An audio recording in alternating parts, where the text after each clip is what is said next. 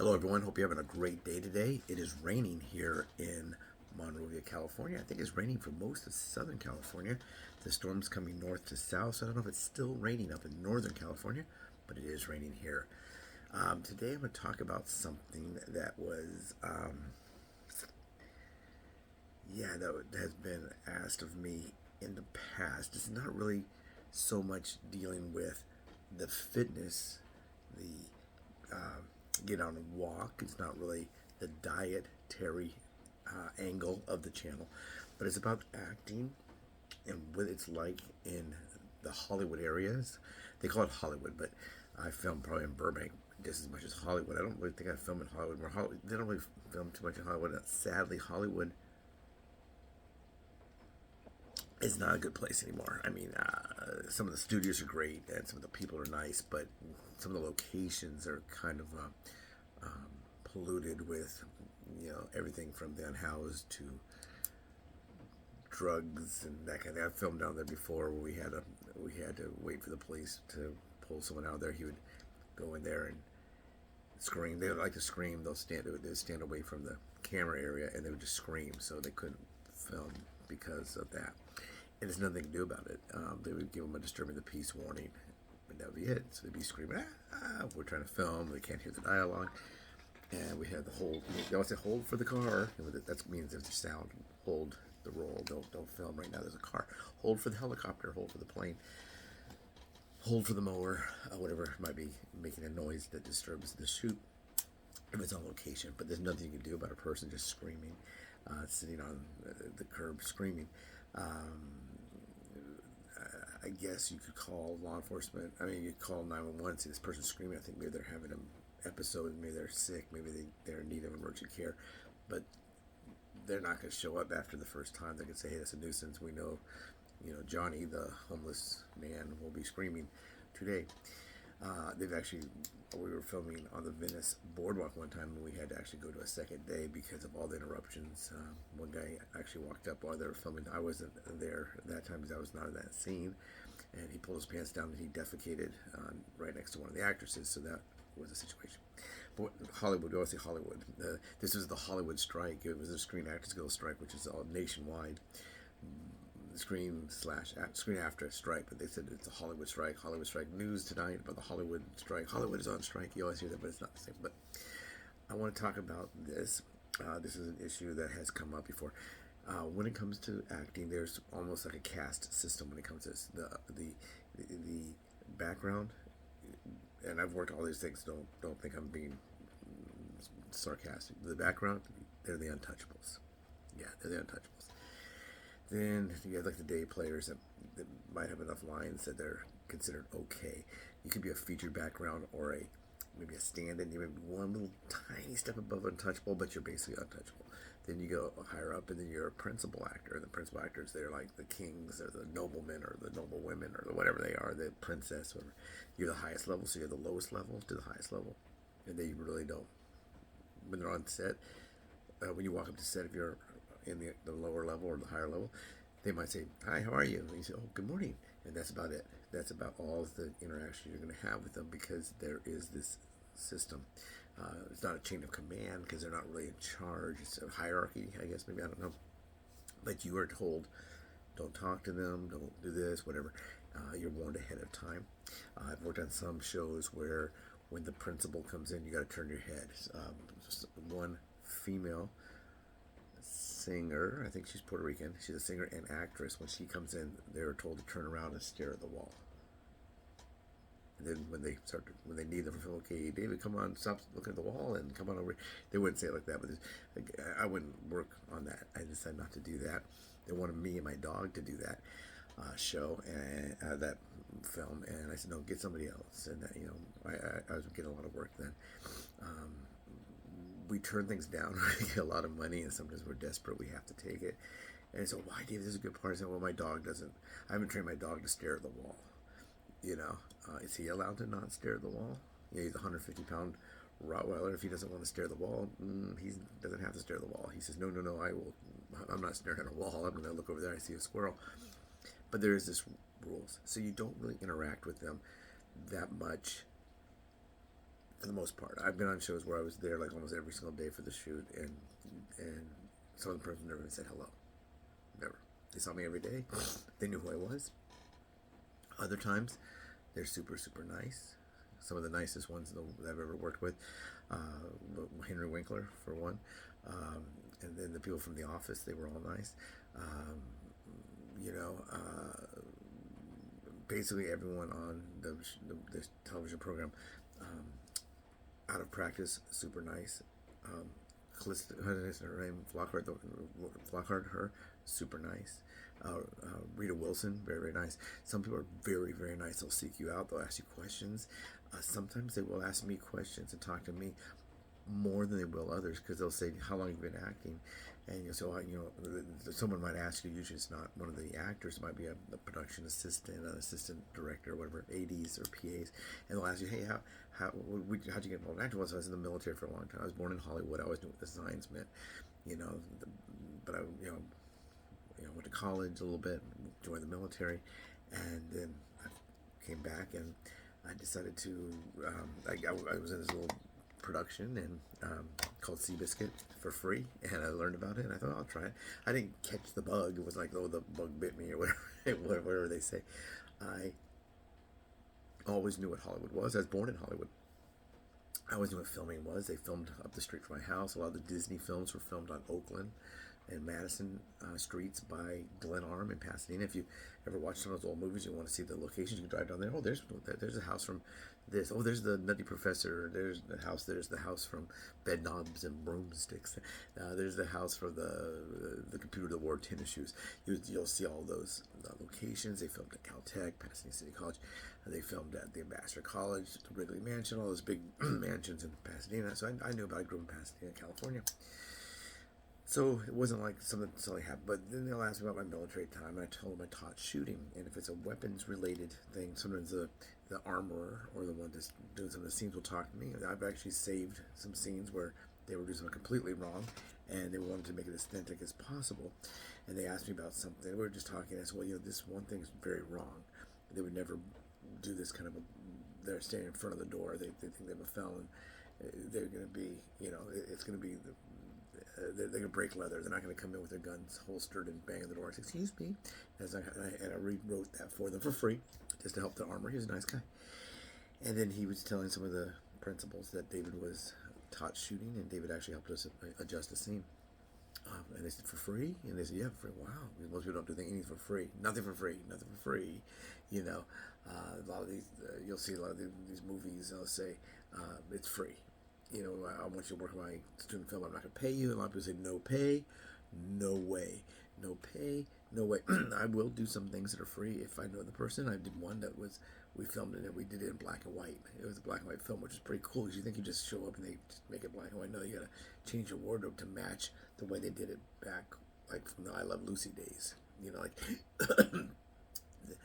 Ethel might be telling Lucy, what a beautiful pink dress you have, Lucy. Oh, I love it. Ricky's going to go crazy if he found out you bought a new blue hat. Well, I need a blue hat to go with my blue shoes. Oh, you bought blue shoes too? But really the hat is gray and the shoes are pink. But it shows up looking the way they want it to look. You gotta be pretty smart to do that. So anyway, there's a thing like this. So when I go to set, sometimes I'm seeing them as you see them, because I don't have any real interaction with them other than I'm going to pick up the newspaper off the ground, bang it up, shake up the water, go and walk away while they have their dialogue. And I don't really talk to them. I see them like you see them. I see them as a movie star, an actor, an actress. I don't interact with them. I don't have much interaction as person to person. I'm a person, you're a person. That's it. No caste system, no I'm a this and you're a this. None of that. So, I do talk to some of them afterwards. Most of the time it's going to be by social media, sending emails, whatever, and I have had conversations afterwards. But usually it's the same thing, I there's going to be some kind of a barrier there. So I want to talk about something here that has been in the news a lot, and a lot of people say, well, these um, child actors, they always go bad. The parents, the parents just want the money. The parents are all stage mothers, and either they take their money or they want the fame, or maybe the mom always wanted to be a movie star and she couldn't, or she always wanted to be involved in plays, whatever. So she makes her children do it. With it, I'm a successful with my kids. There's a term for that, a term for everything, but you don't really know the backstory. Neither do I.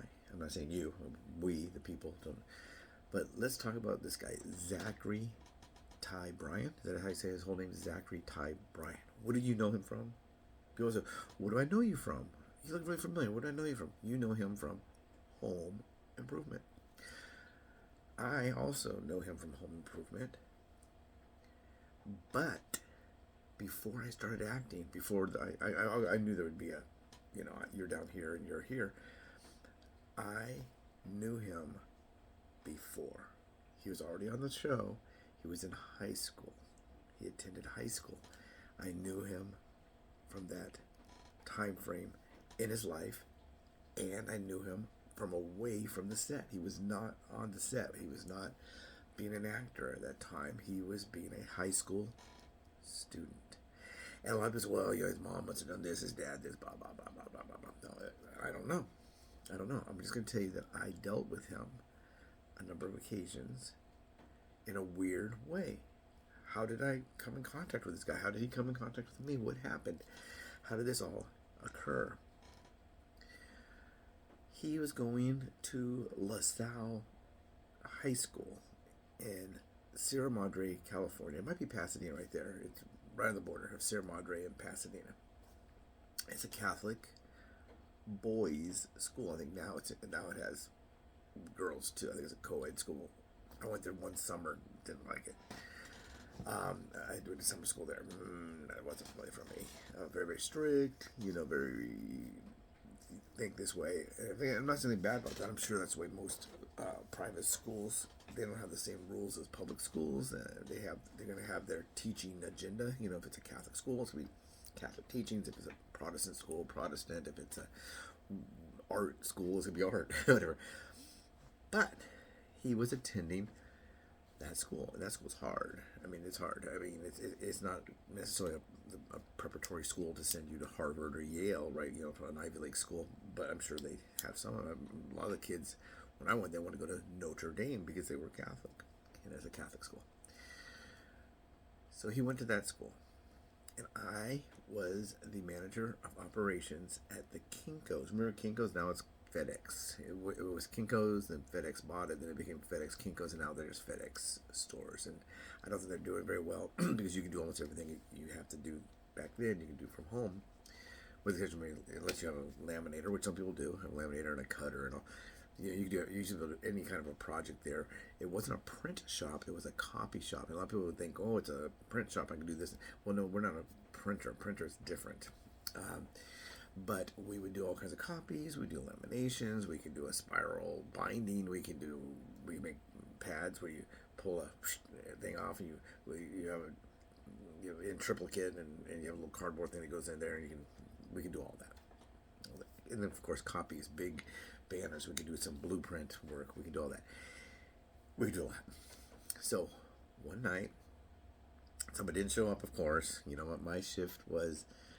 From 3 in the afternoon to 11. That's the shift I worked, 3 to 11. And then at 11 o'clock, the guy came in and he would work the next day. Well, he couldn't come in that day, Kinko's was very much into inclusion even back then. And his husband, he called him, he wasn't legally his husband then, because I don't think gay marriage was legal in California at that point. But his husband, his significant other, that was a man, punched him in the mouth and punched him in the eye. They say, well, gays usually don't have domestic violence. Yeah, they do. I've worked in West Hollywood. I've worked in West Los Angeles. Yeah, they do have. So anyway, he punched him in the mouth. He had a cut right here and he gets stitches. And I think he had a black eye. And so it was on Friday and he was off Saturday and Sunday. And so was I. Well, usually I was, unless it's a big project. So he was off. So he called the general manager who was in charge of the whole operation. I was just the operations side. She was in charge of the whole store. She asked, David, can you stay and work a double? We'll take care of your pay. We'll help you out. We'll figure it out. So I did. I worked it. So I worked that day, 16 hours on the clock, but I was there for 18 hours, and that's a long day. And you should take extra breaks if you need them. It's not that hard of a job. It's just, you're doing the overnight thing from 11 to 7, and you're gonna get some situations there. Oh, sorry, sir, you can't stay here. You gotta go. I'm sorry. This is not a shelter. You need to. A lot of the unhoused would come in there and want to sleep in there, and we had a free phone. And you can make local calls, and they just pick up the phone and start dialing numbers. And yeah, I don't know. It was nutty. But anyway, Zachary Ty Bryan comes in with his mom. This is a Friday night. I think it's a Friday night. Maybe I have this wrong. Okay, maybe it wasn't that time. Anyway, another time I was working for that same guy. He ended up had too many issues and he decided to quit. But when one of those days, so he comes in with his mom. He comes in. I see him first. Of course, I noticed him. It was myself. There was a lady working in the they call it the self-serve area. It's not right, but they had a different name for it. I can't remember what it was. It was like small projects you could work out there on your own. And we had computers all set up, and you could pay. And it was expensive. I think it was like $12 an hour or something like that. I don't know, maybe even more, but it was expensive. And you could go in there and be on the computer for 4 hours nightly. And now everybody has a computer. They have a cell phone that can do all that stuff they were doing back then. Searching the web, whatever. Smaller screen, but it's free or whatever it costs. So I turn around and there he is. There's Zachary. I think it's pronounced wrong. Zachary Ty Bryan. And he says to me, "Hello, sir. How are you?" And I said, "Good. How are you?" And he said, "I need some help with this." And I said, "Sure." And I was the guy behind the counter. Basically, there was myself and a person working in the main area doing a big project. There was some like trifold menus. I still remember that. This was a little trifold menu. You put them in a little plastic thing like this, and you can pull a menu to take it home with you. A takeout menu. We did a lot of those. And the person ordered, I think, like 5,000. So they better not change their prices. They had a lot of menus. And so we're doing those. They might even be doing them like it's similar to a door hanger, leaving them at people's doors. So he's like, "Excuse me, sir, I need some help. I'm not quite sure how to do this." And he was on the computer, and I'm not the greatest with computers. And so I helped him as much as I could there. And his mom came in, and she said, "Hey, Zach, maybe I can't remember. She had a nickname for him. I don't know, maybe Z or Zach. I'm gonna go get something. I'm gonna go get something from whatever before they close, and I'll be right back." And he's okay. And she seemed pretty nice. He needed help with his homework. Not this year Columbus sailed the ocean blue or any of that kind of stuff, or this equation. Oh no, y does not equal 6, y equals 3. Remember, because we divided by 2. Oh, you're right. Oh, thank you. Now my homework is done. Not that. He had to work on the presentation because that's part of his grade on how it looks. You have a folder. They had to make the whole project, make a folder, have a handout to every single student, and do a speech. He would be good with that probably because he speaks on the show. But he had to do a presentation as if he was making a business proposal. I think it would not be a business proposal, but some kind of proposal. Maybe it could even be something like teaching him how to do a thing with the city council to get a new park bench that says the name of the mayor from 1821 or whatever. But that's what he had to do. He had to go there. It was just daily life. Daily life is what it was. It wasn't going to. He wasn't memorizing lines. It was nothing to do about the show.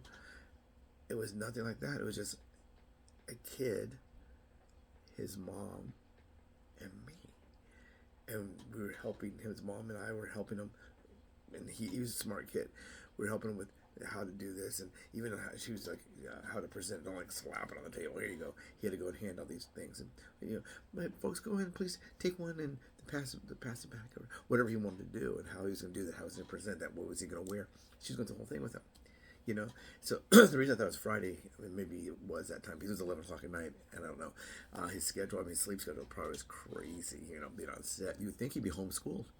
That's why he was doing something, and I said, he goes to the local high school, and she goes, yeah, he goes to LaSalle. Ooh, that's a tough school. And she did you go there? I said, one summer. And then we laughed about that. And that's where he's going to school. And that's what he was doing. He was doing homework. A normal kid with a mom that was taking care of him. Seemed to love him. He seemed to love her. And something happened. We always blame someone else. It's someone else's fault. I just did a video about that, about blaming ourselves. But when I met this kid, he wasn't disrespectful. He wasn't on drugs. He wasn't. He was old enough. He could have been, partying. He was there with his mom in the store, studying, working on his studies. A lady saw him when she was walking by the front there to go to her car, and she came in and asked him for an autograph, and he signed the autograph. It's the only part of the entire evening, really, that was involved around. Well, the fact I asked her was, I'm surprised he's not going to homeschool. That was with COVID now. Everybody was homeschooled, but at the time, it was kind of something that they do, where the set teacher will work with whatever studies the kid is doing, and they would incorporate that either with their regular teacher or their parents as a homeschool situation.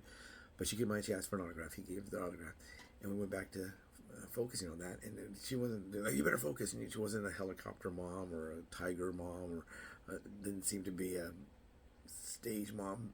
Maybe they act differently in private. I'm sure we all do it than you do in public. But this was just a kid, and now he's got all these problems.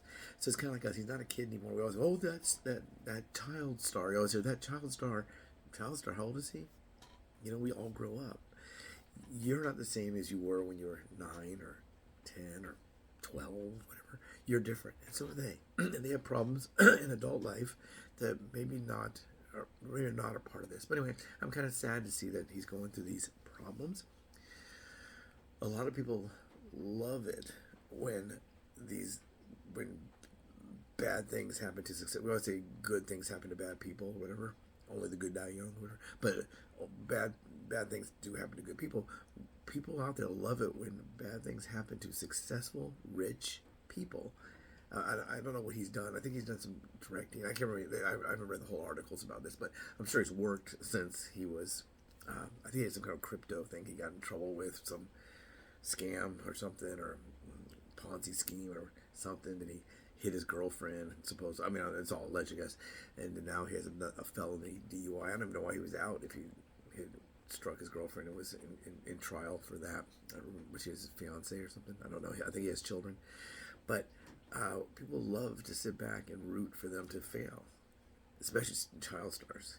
They love it. Look at that, Dana Plato or whatever. Then everybody from this show, and then Danny Bonaducci. All these ones that fail. Adam Rich, he just died.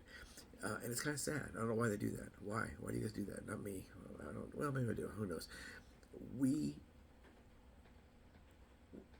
relish in the fact that we're not here, and if we're down here, and they fail, and now they're here, we kind of laugh. They're not an A actor anymore. They're a B or a C. They always say, they're a B actor, whatever. And maybe it's not right. So anyways, Zachary Ty Bryan, wherever you are, hope you're doing better. I hope you can get whatever it is that's causing these problems worked on, and hopefully you won't abuse alcohol. If you drink, don't drive. If you get in an argument with your girlfriend, don't hit. Go and do something else. Get some Play-Doh or whatever, and get some help. Get some help with these problems. I hope you'll get some help with these problems. I've had situations where, in this situation, I knew him away from Home Improvement. Because right here is our Home Improvements, Zachary Ty Bryan. He was a kid then. He's not a kid anymore. Is he still Home Improvements? If you were in the 3rd grade and you peed in your pants, are you still Jane? Are you still 3rd grade girl peed in her pants, Jane? No, you're Jane. We can't let them be something other than what they were. So I'm going to go and put this out. This is something I just put out there. We judge. But do we know? We don't know. We don't know what's going on with this guy. What's going on with all these people that have these problems, What about, what's his name, Masterson? He's a rapist, I guess. He's been convicted. Terrible things. He wasn't really a child star.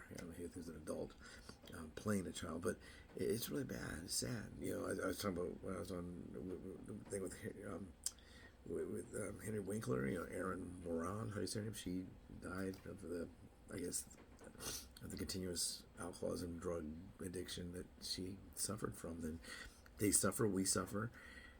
I'm sure if Zachary wasn't in this trouble, and they say, hey, remember that old guy from Kinko's? Oh yeah, long ago, huh? Yeah, he's in the streets now. Oh, I'm sure he wouldn't laugh at me, but we like to laugh at them. So anyway, I'm gonna point down here, lower. I'm pointing to the lower left, so it should be pointing lower right. I do not have a manager. Please subscribe. Please subscribe. There won't be anything across here. I need help with my channel now. No manager. I cannot get a manager. I just don't pay them enough that they're going to take my... I don't have the money. I don't pay them enough for them to take me seriously. They don't take me seriously at all. So they are going to do their other projects instead of my projects. Well, they'll do pretty good with me at first. And then at the end, I got this project where this guy's paying me $1,000. I got David paying me hundreds of dollars. One of them has to be late. Well, it's going to be me. So please subscribe, like, share.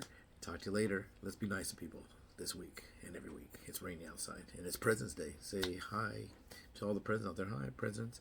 You can have a belated President's Day card for old Joe Biden. He's going to be around for another year. And we'll see how that goes. So anyway, hopefully your journey's going good from the top of your head to the bottom of your feet. It's an all-over process. So take care, everyone.